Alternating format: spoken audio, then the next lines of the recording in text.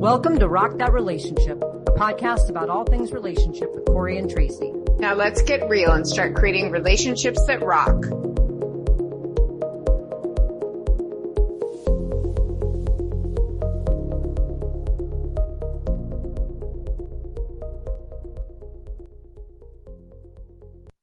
Hello, everyone. Welcome back to Rock That Relationship. We are here with another wonderful episode in our season all about relationships, maintaining relationships, having effective and healthy relationships, and pretty much everything in between. We're so excited today to have on Katharine Giovanni, who is a best-selling award-winning author and advisor, writing a really wonderful book about forgiveness. And so we're going to have a chance to talk with her all about forgiveness today. So thank you for being on our show today, Katharine. And maybe you could just start by sharing a little bit about how you got into this work around forgiveness. Why did you write this book?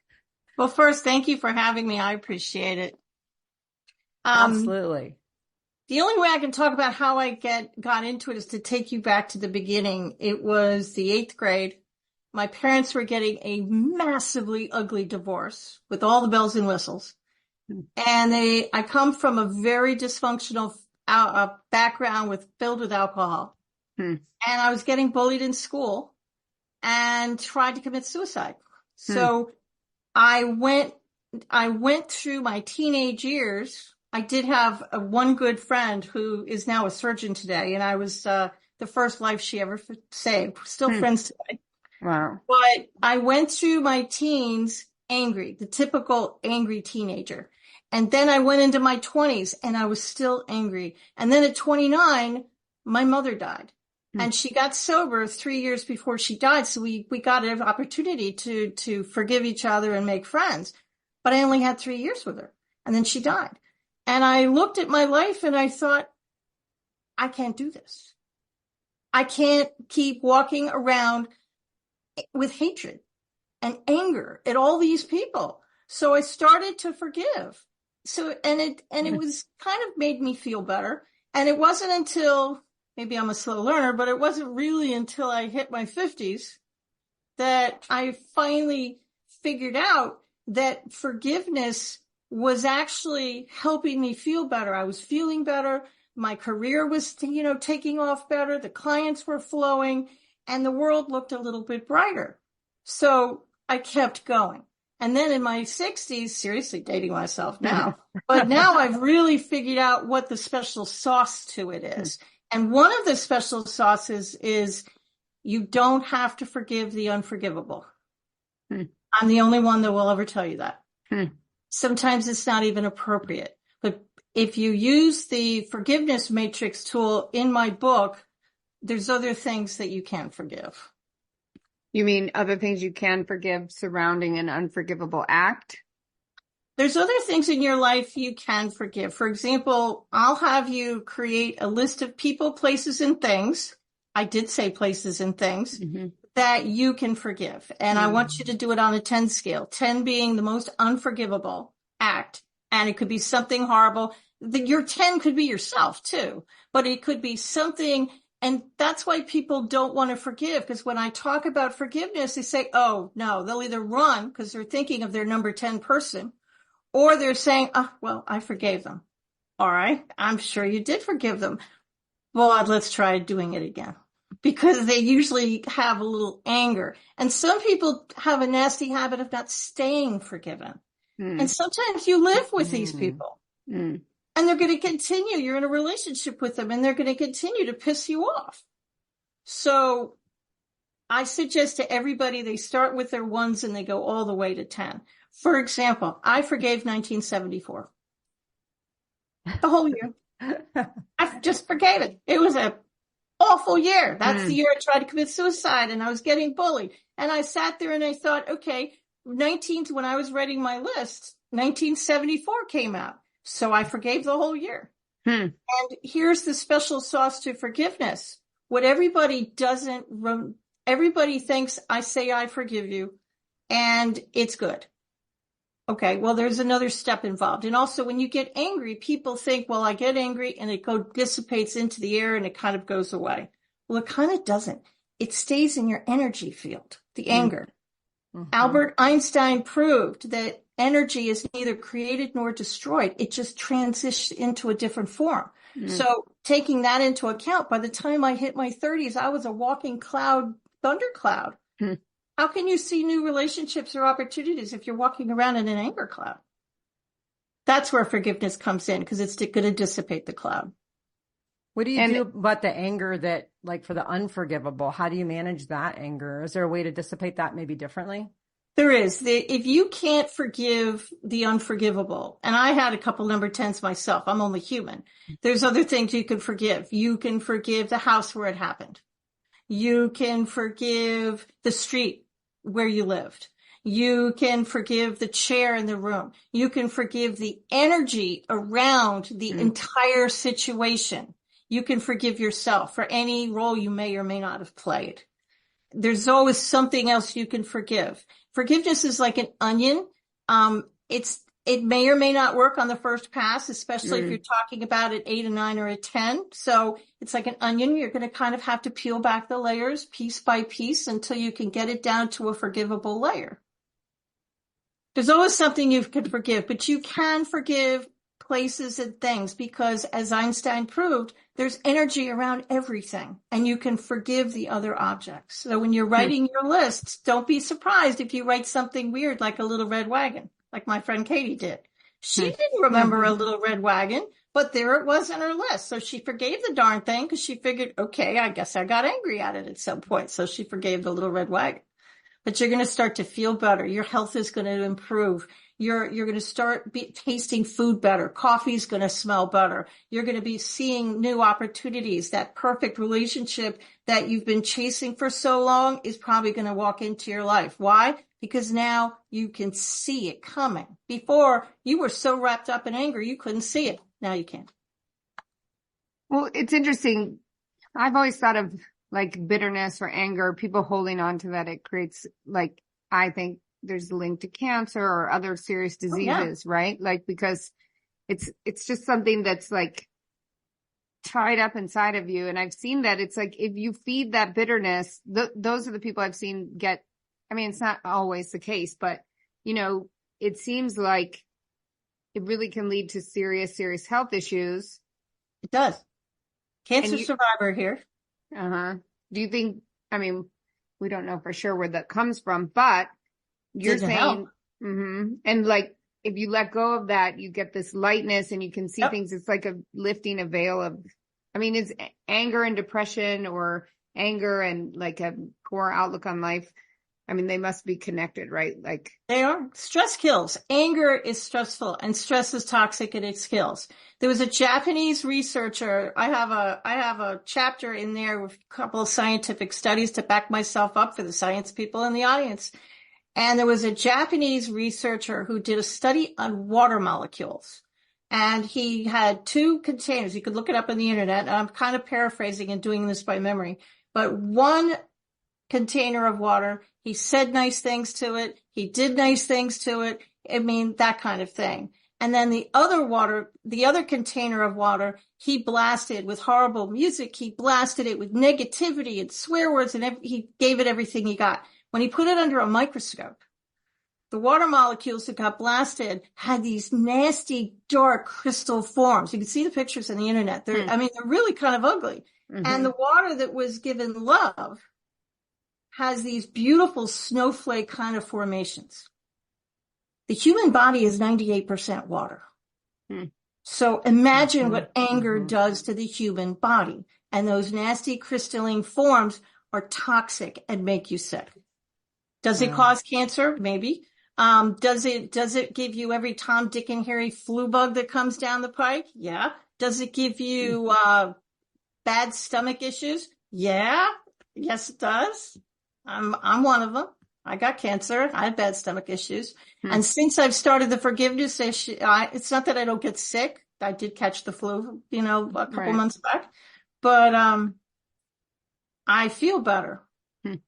And I don't remember the bad stuff in my childhood. Now, don't get me wrong. I can bring it up anytime you want me to. I mean, I do remember it, but I remember the good parts. It's almost like my childhood's been rewritten because I remember the loving parts. I remember the funny parts. And my parents were a number 10. How did I forgive them? I am not a religious person, but I did go to a grammar school that made me recite Bible verses. Every morning in assembly, you had to recite the Beatitudes and all these things. And I remember one passage said, forgive them, Father, they know not what they do. And that is how I get to forget. That's how I forgave my parents. What he's saying is how, if you're a second grader and you don't know calculus, I can't get mad at that because you haven't been taught it. So I can't get mad at you. So my parents did the best they could with the tools they had at the time. Was it good enough? No, but they did the best that they could. And at the end of the day, I can forgive that. And that's how I forgave them finally.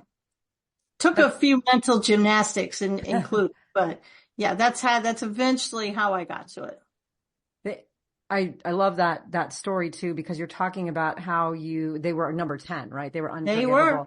But then 100%. Somehow moved to a point in which you forgave them. So I'm thinking about that transition when we might have had, something in our romantic relationship, our marriage or our partnership, and someone has done something that seems unforgivable. You have that Bible verse in your mind, but what are some other things people do to maybe transition from a 10 to something that they can eventually forgive? Or do things just hang out in the 10 forever? You think it feels like forever, doesn't it? Yeah. But you've forgiven somebody when you can go on Facebook or see their name and you don't wish dirt on them. You can look at their name and it doesn't zing your brain and it's neutral. That's when you know you've reached it. Now, if you live with this person and they're a number 10, might I suggest that you think about leaving? If you're living with a 10, I think I might see if I could find someplace else to live. Mm-hmm. Honestly. Mm-hmm. If you're living with somebody who's like anything between a 1 and an 8, okay, we can work with that. And as you go through the forgiveness matrix, and I do suggest you start with the easy ones. Here's another story for you. This is true story. I decided when I came up with this, okay, and I came up with a lot of this 20 years ago, and it was about 15 years ago. I was living in Apex, North Carolina, and I thought, okay, I'm going to start with somebody stupid easy. And it was a friend of mine from school. We were best friends, had no idea what we were mad at. And I thought, considering I don't remember why we were mad, I can forgive this person. So you don't have to put on music. You don't have to light any incense. You don't have to dance up and down on one leg. You don't need crystals. It's a really simple process. I sat in the middle of my bed. I put my hand in my heart just to remind me to say it with love and do it from my heart. And I said, I forgive you. And I really meant it that time. Mm-hmm. And I hadn't talked to this person in maybe 30 years. 2 hours later, she calls me up on the phone. Oh, almost dropped the phone on the floor. And we didn't have cell phones. Here's an actual phone. Yeah. And we got caught up and everything happened. And I'm a curious bear. And I said, okay, after all these years, why did you call me today? She said, it was the strangest thing. A figurine that you gave me way back when fell off my dresser and landed in the middle of my floor. And I decided maybe I should call you. That's crazy. If forgiveness, and we were 700 miles apart. So if forgiveness energy has the power to move a figurine to off a shelf for a number 1 person, can you imagine what it would do to a 7? So once you forgive, if you're living with this person, you're living with your significant other, your partner, you're living with them and they do things daily, they piss you off. You can do this forgiveness matrix every day if you have to. And you're going to start to get healthier and they're going to start to notice and they're either going to come on the journey with you or not. If they don't, well, here's some side entertainment for you. You might piss them off, which might be a little entertaining depending upon who it is, but you're going to get healthier. Your life is going to change. You're going to see more love. You're going to see your life differently. And as you go through it, they're going to come with you or not. I mean, I've been married for 30 years and he came with me, so to speak. And we've had our ups and downs. It's, marriage is a marathon, not a sprint. But, he came along for the ride. And as I changed, he changed. Did you guys sit down and talk about that? Like, okay, we're going to do this every day. Is it like a daily practice? Is it that no, let's never go to bed angry kind of thing? Or is it every day? If I could give him to do the forgiveness matrix, that would be great. I haven't managed to do that yet. But the thing about us is, the thing about going to bed mad, that's a beautiful sentiment, but in reality, that doesn't always work.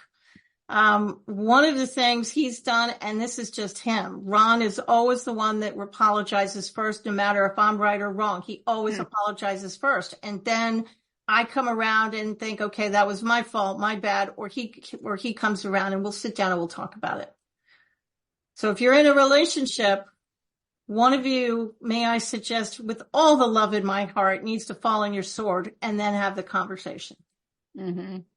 Mm-hmm. I'm good at that. I'm good at apologizing. And then like, I think for me, it's just better to let stuff go. I mean, I like to process everything. So I do want to talk about it. What happened? Why this? But like, I don't see any point in continuing to be mad about it. But I've been with people who just hold on to that anger and bitterness. And I've not seen that be very helpful to them. It doesn't. It makes it toxic. And as you forgive your number 1s, 2s, 3s, and you go up, you're going to feel lighter. You're going to feel better. And your relationship is going to change because you're going to turn into a different person. You're not going to walk around angry anymore.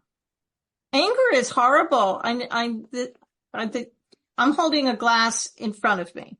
And if I hold on to this glass for too long, eventually it's going to start to hurt my arm and it's going to move into my field of vision. And if I keep holding on to this glass that has anger in it, eventually it's going to take over my whole life because I can't think of anything else. All I can think about is the anger. It's all I see. It's all I hear. It's all I feel. And once you start to forgive people, you can actually put the glass down. And now I could see things. I could hear things. I could see the next relationship coming. My entire body language is opened up. I could see my new career. I could write that book, write that song, get that screenplay out. That anger is a straitjacket. 100%. And it ties you up just like a really solid straitjacket. And forgiveness is the key that will unlock that. So you mean this is great. And I think about the key to unlocking it. So I've had situations where I have people that I haven't forgiven and I wanted to forgive them. Right. I wanted to find ways. I didn't know, was I supposed to do it myself? Was I supposed to talk to them? Did I need to, not supposed to by external standards, but for myself? Should I forget and just let it go and move on? What do I need to do? And I've been stuck. And I had one situation where I didn't forgive a past partner for decades and carried that with me into a relationship where I kept getting triggered by things because I hadn't forgiven this person, but I didn't. And my current partner at the time was like, you need to deal with this, but I didn't know how. Like, I didn't know where to start. Like, I knew I wanted to, but I wasn't sure. Was I just supposed to like let it go? Or was I supposed to like call this person and talk to them? So how do you actually go from wanting to forgive to actually being able to forgive? Well, the problem with forgiveness is nobody teaches you how. Everybody says you need to forgive your ministers, your teachers, your parents. You need to forgive that person. Okay. How do I do that? Nobody teaches you how. So I'm teaching you how. The first thing you need to do is, that's why I have you start with the easy ones. Everybody has, shopping cart road rage. Forgive the person that just cut you off in aisle 6. You can do that. Mm-hmm. You can forgive. Like in real time, right? When it happens. Yes. There's always somebody, the office coworker, they just dissed you with the coffee pot. Okay. Real super easy people, and everybody listening to this podcast is thinking of somebody super easy. It could be a childhood buddy. Everybody has that super easy. Could be your sibling. It doesn't matter. That will get the party started. And forgiving the person, the energy around the person, forgiving yourself, the energy around yourself, and then forgiving the energy around the entire situation. And when I forgive, I feel kind of a movement in the middle of my chest. My oldest son does too. You'll feel something. So do a couple and your body will feel something. Now here's my warning. The energy is going to leave your body. The anger energy is going to leave your body. And to do so, it's going to have to come out somehow. So I want you to do this before you go to sleep. So a lot of it can come out of your body when you're sleeping, but some of it is you might get a headache. You might get really sleepy. You might get really thirsty. Let me delicately say you might be in the bathroom for a while.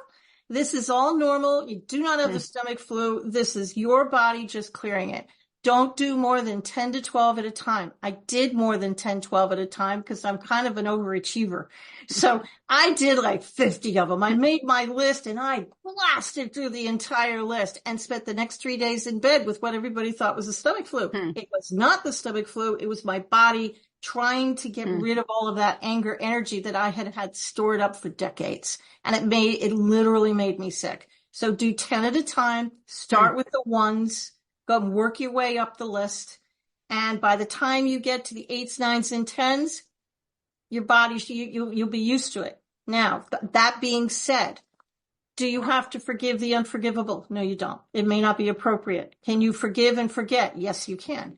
You can forgive the energy. You can forgive yourself. You can forgive the other things and then walk away. Walk away. Do you want to circle back later and re-forgive them? Sure. You could try again. Now, and if you forgive somebody and you don't feel anything, well, Katharine, it didn't work. Yeah, it did work. You just got rid of the first layer. You may have to take a couple passes. So once you forgive somebody, I have some worksheets in the back of the book, and I want you to write down the emotion. You forgive somebody. What emotion do you have after you forgive? Do you feel you still have some anger in your heart, or do you feel neutral? Do you feel nothing? Do you feel, oh, that feels better? Something like that. Write down the emotion. And there's a good chance you may have to circle back for more than one of them. So this is a marathon. It's not a sprint. It's going to take a minute. It took me a couple years to forgive my parents. I have another number 10. I think I have that person down to a 4 at this point. When am I going to forgive them? I don't know. When you're ready, member. Right? Maybe. I don't know. It's a family member, so I'll let you know. Do you think that forgetting without forgiving, that's energy still in your body? Like if you just try to shove it out of your mind or, oh, I'm not going to think about this and move past it. People who don't want to process stuff. It's still in your body. It's still in your energy field. Any unforgiven memory, any unforgiven person, place, or thing, it's going to hang around in your energy field until you clear it. Until you actually go through the steps of forgiving, remembering, forgiving. Because forgetting, you're not really forgetting, right? Like it's still you're not there. forgetting. It's still in a back. It's in a back, drawer in your mind. You just shut the door. You just shut the drawer and shut the closet and walked away. It's still there. It's still but there. Forgiving the energy, forgiving yourself, forgiving the table, the bed, the chair, the room, the city, the town, whatever it is, whatever that dark, dark, dark number 10 was. All three of us can come up with some pretty dark things. It's going to put some energy in there. It's going to put a little light in there, and that's going to be just enough to change the dial to allow you to move forward and see some light. Because you're also going to be forgiving the ones through the 8s. So that's going to bring a lot of light into your life. And eventually, maybe you'll be able to turn around and forgive that number 10. Depends how dark it was. Some people can't. Sometimes it wasn't even appropriate. If you were raped and it was horrible, it's not even appropriate. But let me be clear. Just because I'm forgiving you does not 100% mean they were right. Forgiveness is selfish. Right. It also doesn't mean I want a relationship with you. I probably don't. Right. Forgiveness is selfish. You do it for you. And it's not like Alcoholics Anonymous. You do not have to reach out and talk to this person if you don't want to. You can if you want, but you can. I didn't. I sat in the middle of my bed. Nobody has to know you're doing this. You don't have to tell anybody. You do it for you. This is an exercise that is 100% for you. And it doesn't mean the other person was right. They're probably not even thinking about you, but you think about them all the time. Right. So whoever you're thinking about right now, your number 10, save that son of a you-know-what for last. And start with the easy ones. Because that's what everybody thinks. They look at my book and they, I don't want to do that. That's because you're thinking of your number 10, but we can do a lot of other work before we even get to the 10. So, Katharine, if you're sitting in your bed right before you go to sleep and you're doing this process, are you like meditating, or are you saying something to yourself, or what is this actual kind of process that makes this forgiveness release happen? It's very personal for everybody. I am a horrible meditator because my brain starts to talk to me and I find it really hard to shut it up. So I've learned to meditate and just let the brain talk to me and let me hear the sounds in the room, but it still doesn't help. I do it anyways because I'm told it's good for me, but it's hard. So my process is actually really simple. I sit in my bed and I get quiet and I do my weird little form of meditating. Then I imagine the person in my head. Now, can you, both of you, imagine your childhood bedroom? Can you see it in your brain? Okay. I have a lot of them. We moved a lot, so. It doesn't matter. Okay. Any of them. Can you actually see the room in your head? Sort of? Yeah. Okay. That's clairvoyance, believe it or not. And it just means that you can see things that in your mind. Doesn't mean it's a Stephen King, you're going to see a ghost in 10 minutes. That's not what it means. So if you can't see your childhood bedroom and you're listening to this broadcast, get a chair, put a picture of the person, place your thing on the chair, or something that symbolizes that person, and talk to the chair. That's fine. But if you can think of the person in your mind, I just think that's easier. And you can do whatever you want. You can talk to that person. You can remember what happened. You can give them hell if you want to. Do whatever you want. This is your party. And you can do you're all alone, so it doesn't matter. You can do whatever you want. And once you've done whatever it is, and for the easy ones, I didn't do anything. I just thought about the person and I remembered what happened. And then I put my hand in my heart and I said, I forgive you. And I tried to speak the words from my heart because the words don't matter. The feeling is what matters. The feeling is the entire thing. Saying, I forgive you, it doesn't mean anything. It's the feeling behind the words, I forgive you, that's the magic. If the person is dead, it doesn't matter. It doesn't matter where the person is or isn't. You're forgiving for you. So if the person's alive or dead, it doesn't matter because they're still living in your head no matter where they are. So you forgive for you. So I put my hand in my heart. I say, I forgive you. And I forgive the energy around you. I forgive me. I have a little mantra in the book that you can recite. And it's just forgiving the person and the energy around the person and the energy around the situation and the energy around you. If you are your number 10, this book is the first of 3. And the next book is going to focus on what to do if the number 10 is you. Wow. I definitely want to try this. I'm starting to think about who's on my list, right? Because I think part of it is that I immediately go, like what you're saying is I immediately go to the number 10s and then I harbor that. And then I discount the fact that there are 3s and 4s there that would be helpful if I dealt with them. But I allow them to sit there because I think they're not as bad as my 10s. They're not. You're right. Yeah. They're not as bad as your 10, but that's why you want to clear them first. But they should be gone. Yeah. I let them sit there because I think in comparison, it could be worse. They could be a 10 and then I don't deal with it. Yeah, exactly. I can manage my 3s and 4s, but what if you have 50 3s and 4s? Okay. You're managing them, but boy, those 3s and 4s are starting to add up, man. There's a lot of them. And remember, you can forgive people, places, and things. You can forgive your childhood home. You can forgive your grammar school. You can forgive the classroom where you got bullied. You can forgive the park. You can forgive, your old job because a bunch of bad things happened there. You can forgive places and things. I really did forgive 1974. That's true. Do you find that if there's any situation where couples can do this process together where maybe they mutually forgive each other for something? Or is this really an individual thing? I mean, how might couples use this? I think couples can do the exact same. They get their lists and they do it together. I think that I can't think of a more beautiful thing couples could do than this because it will bring them together. It will spark conversation.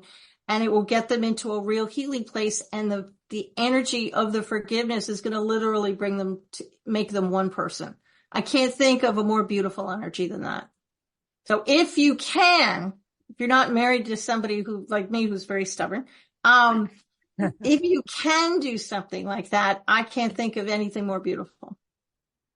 Well, I want to give an example of a friend that I met in the last year who the first day I met her, she just was saying terrible things about her husband. And I'm like, why are you in this relationship? And she told me she had a list on her fridge of the terrible things he had done or something she could hold over his head. And I was like, why are you on her fridge? Yes, on the fridge. So he could see it? He saw it every time he went to get the fridge. Yeah, and they have kids in the house. And gosh. so the children saw it? Yeah, there were. Oh, I have questions. Teens and older, but it was really affecting her life. And that's what we ended up talking about for months and months was like, all this is doing is either get out or let go. Like either it's ruining your life. Like you're not living a life. Like it was very sad.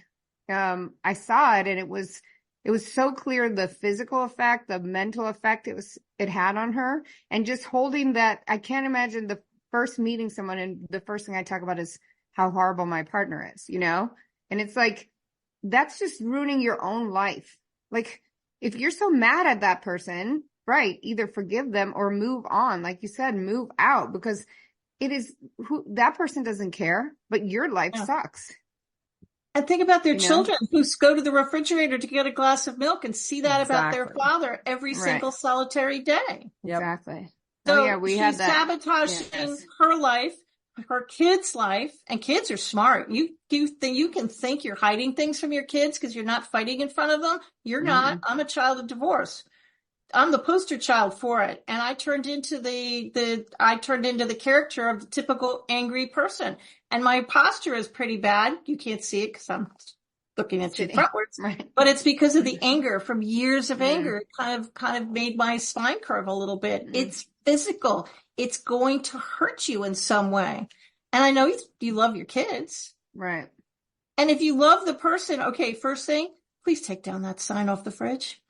Yeah. Well, that was my point, was that, you know, her point was the kids didn't want them to get divorced. And I'm like, but what are you modeling? That then they should get in relationships where you just hold resentment and anger. And I mean, I've had some terrible things happen and I've also been a jerk and whatnot. And I'm very good at letting go. And my opinion on that is because I wasn't raised in a religious way. I've noticed with Catholicism, a lot of times there's so much guilt, like, associated with that. I was talking to an ex of mine yesterday who's, you know, she's Irish Catholic, you know, heritage, and she wasn't religious growing up. And so she thought she had escaped all that guilting and stuff, but no, that's how she's living her life now. And she's 53 also. And she said, I can't believe it that like, I'm doing what I saw these people do growing up that I said wouldn't happen to me. And that's how, you know, she's living her whole life that way. And it's keeping so much anger also in her life. And she's been carrying it around for 40 years. Right. People look at me and said, it's crazy that something that happened 40 years ago or in my childhood, you could be in your 30s, maybe it happened 20 years ago or 15 years ago. It's crazy that I have to forgive something from way back then, but it's tripping you up. It's in your head. And you may not think about it every day, but it's a movie playing in your head that you don't know is playing. So the reel is moving and it's constantly here and it's constantly playing and you're trying to conduct your life and the reel is going and you're remembering these things. So by forgiving even the ones and the twos, that's going to turn the reel off. That's going to get your focus from I'm an angry person into I'm not an angry person. And for anybody who's listening, if you really don't want to do anything I said, then at least start with gratitude. Every night before you go to sleep, write down the 3 things you're most grateful for. It could be, I had a hot cup of coffee today. That's all I'm grateful for. That's fine. Write that down 3 times if that's the only thing. And within 10 days, you're going to have a list, a provable list that there's good in your life. There are good things that happen. And if you keep it up, then you might work your way into, okay, maybe I can forgive my number ones now because there's a lot of good in my life. Mm-hmm. What? Okay. Oh, Go ahead. Go ahead. No, Go ahead. I always talk about this. So I read the book Toxic Parents when I was 47. And then I realized, even though people have been telling me for years, oh, this is why you're having relationship problems. It goes back to your childhood. And I'm like, that is not true. There's no way that childhood is bothering me now. And it wasn't until I read that book that it brought something up that had happened when I was 17 that was affecting every romantic relationship I had, because as soon as I'd get in a romantic relationship, I started to feel suffocated and strangled. And then I began to view my partner as my enemy, Yep. and like now I don't live that way. And it's shocking to me that like I would get in a relationship, love that person, and also see them as my enemy. And it had nothing to do with them, right? No, it doesn't. I was raped in college. I don't say this very often, but I was. Didn't I say anything back then? Nobody would have believed me. It was with the star football player. Who are they going to believe, them or me? Mm-hmm. And now I'm 62. Doesn't serve any purpose. Mm-hmm. But I had to forgive that person. Mm-hmm. And I graduated from college. This happened in 1982. I'm 62. And I had, they weren't a number 10 because it happened so long ago, but they were still in my head, and it was still affecting relationships. Mm-hmm. Because it was. Wow. Right. Well, gosh, yeah. Some of these things, and some of these things, that's why I want you to write a list, and don't judge whatever you write down. And please don't judge what you don't write down. Mm-hmm. Okay. That first little writing of, I'm going to write down everything I want, every person, place, and thing I want to forgive. You're going to probably want to do that list more than once, because once you get through that entire list, you're probably going to want to write a new one and start again. So when are you over with forgiveness? You're going to hate my answer. You never are. Humans are not nice to each other. Mm-hmm. And somebody's going to always piss you off. If you have a family like mine, well, they're all dead now, but back in the day, they were always making me mad. There's a reason why I'm in North Carolina and they were in the Northeast. It works very well. Mm-hmm. They're all past now. But, if you have a family like mine was, then you might have to forgive on a daily basis. But as I said in the beginning of the podcast, and I really have to say it again, if you are living with your number 10, please consider going and living with a friend, going to a shelter, go someplace. Because if they're a number 10, I think you need a break. Mm-hmm. Take your kids and go. Mm-hmm. Well, when I had gotten out of my breakup a few years ago, I had done a little exercise, which sounds like it's really kind of similar to what you're talking about. But I talked about what wasn't I forgiving. And then I actually made a column, and I said how is not forgiving this impacting me every day? I'm a super analytical person. What is this doing? It's shifting my expectations to more negative expectations of future relationships. It's making me feel horrible inside. It is occupying my mind. It's all I'm talking about with friends, and they're getting annoyed with me, all of this stuff. And so I was thinking about the analytical process of this, because I know that this is a heartfelt process, but for those of us who live in our heads, like me, by spreadsheet, thinking about some of the other things, the other questions we might ask ourselves to process through this. Do you have any tips for those kind of things for people like me to think about beyond, what I said, really how is this impacting my life? Other things, when it comes to the forgiveness process? The process for somebody analytical is brilliant for you, because it is a process. It's something you can put in a spreadsheet, to be honest. You can put these people, places, of things on a spreadsheet. You can label them from 1 to 10. And then as you forgive, you could write the emotion next to what it is. So you'll know exactly who you have to go back. Once you can look at the name and nothing zings and there's no emotion, okay, you can put a check mark on it, you put a line through it, you can take it off the spreadsheet. So the forgiveness matrix for you is brilliant. It's because it is very step-by-step type of thing.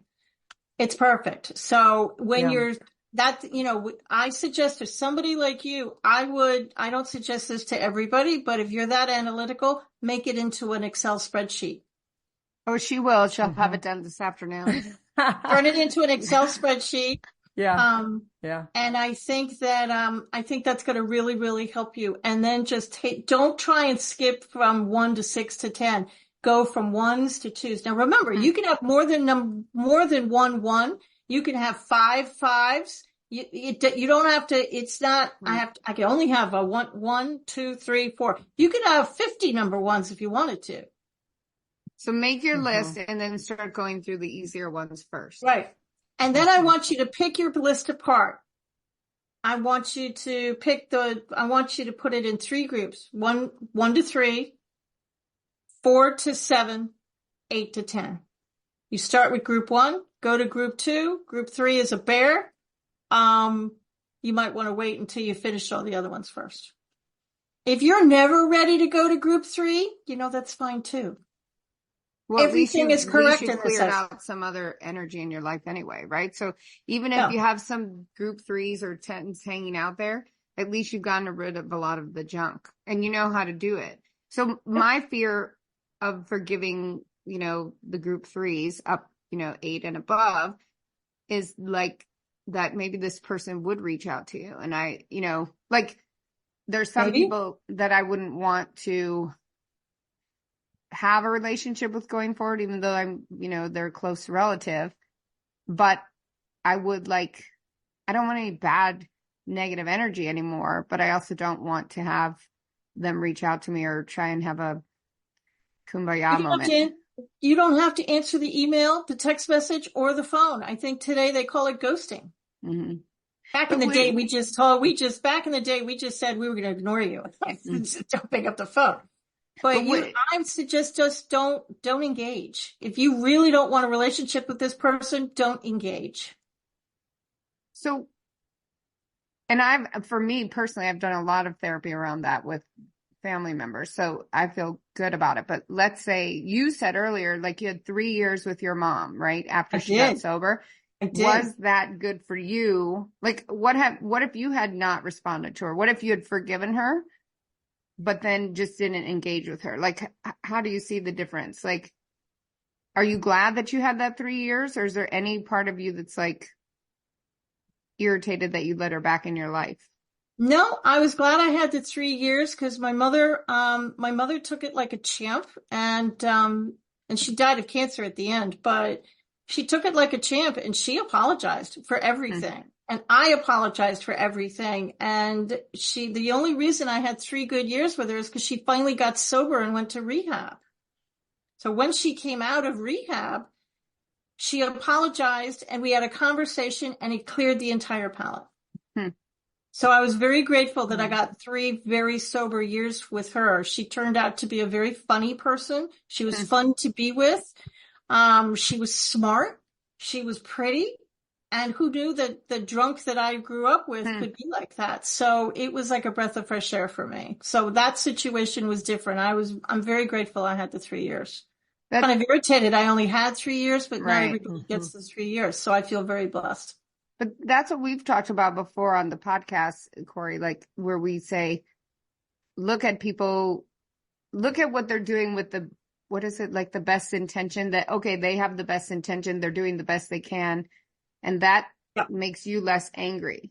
Now, if you say like, okay, your mom, she was that person, pretty funny, whatever, before whatever happened to her, right? And then life happened to her, and then she turned into this terrible she broke her hip. And even my mother can't get a gin and tonic in Lenox Hill Hospital with a broken hip. So that's she what had put her to get sober. So did having that apology from her matter? Because I know sometimes some of my 10s I'm holding on to because I don't think that they want to own that they hurt me. I don't think they've learned the lessons. I have a few of these 10s and I'm like, I don't know for sure, but that's part of why I'm holding on to the 10. And I know it doesn't serve me to do that, but I think if I got an apology or something from one of them, particularly an unsolicited apology where they came out of nowhere and was like, oh, I'm so sorry I hurt you, then I feel like the forgiveness process would be easier. But I haven't. And I know that I can't wait for that and I don't need that, but it's still there, like the desire to have it. Okay. Here's, the apology from my mother mattered. I was young. I was in my 20s. So I was a kid, so it kind of did matter as a kid. Today, would it matter? No, it wouldn't, because I'm forgiving for me. Now, when you're imagining your number 10, or let's just dial it back. Let's say it's a number 8. Maybe that'll be easier. Let's say it's a number 8 person, and 8s are still hard. They're in that last group. They're still hard. And you want to get the 8 down to a 7 or a 6. Okay, that's fine. Imagine in your mind and play a movie in your mind, like a Disney movie if you want, whatever you want to do. And imagine that they do apologize to you. Imagine what you would want them to say. Imagine the conversation you would really, really like to have with them, and then forgive them. Corey, you've done that before. We talked about that also. And I think Corey did that. What's that called? Transmutation. I've done that. I'm very good friends with an ex, but one of the reasons that led to our breakup was me saying something really stupid right before I was leaving out of the country, and then her acting on what I said. And when I go back in time, it's not that I want to be with her now. I'm happy with the way things are, but I don't like how I acted. And so I go back and I changed what I said instead of being obnoxious and saying, well, then go find somebody else who's more fun. Then I say, oh, I'm sorry. I was such a jerk this year. I was in law school. I got hit by a car. Like, yeah, things weren't fun, but at the time I was very reactionary and obnoxious. So now as a more mature person, I go back and I change what I said, and that maybe would change the outcome. Not that I want the outcome to be different now, but that I want to not have caused that, you want the feeling to go away. Yeah. Yeah. I mean, I changed my childhood by forgiving the bullies and everything in my childhood. I actually can look at pictures, because we all have pictures of our childhood and our parents and I can look at those pictures with, I don't know if joy is in my heart, but I can look at them without, dreading it. I look at those pictures and I can see some of the good times that happened. I couldn't do that before. Mm-hmm. So you're literally going to change history.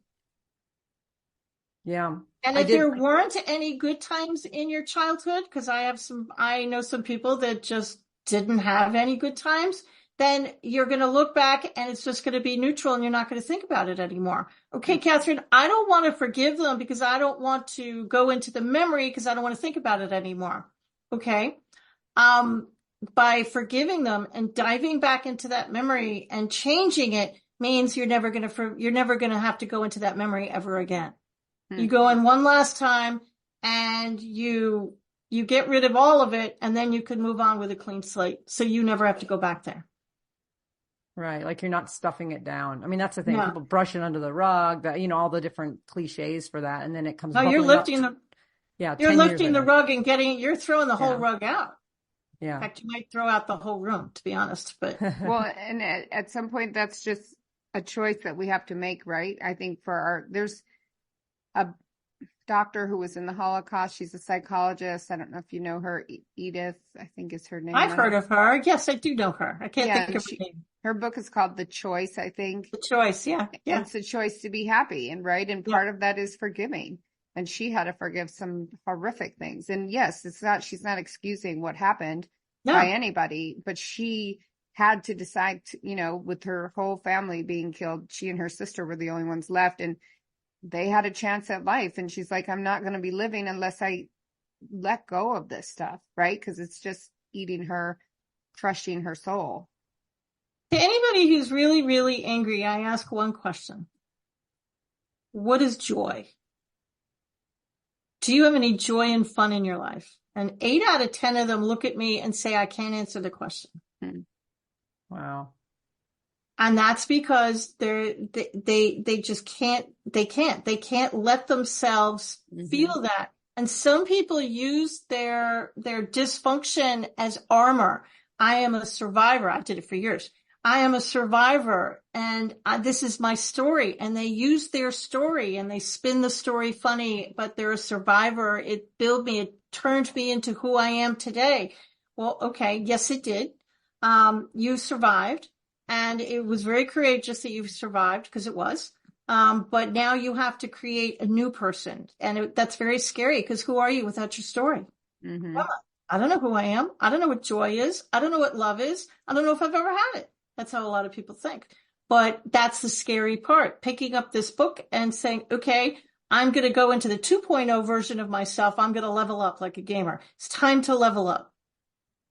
It's scary, but I think it's time for people to level up because now you are going to live in joy. You are going to find love. You are going to find the relationship. Are you going to find it within 24 hours of reading the book? No, I know everybody wants things instantaneously, but it might take a minute.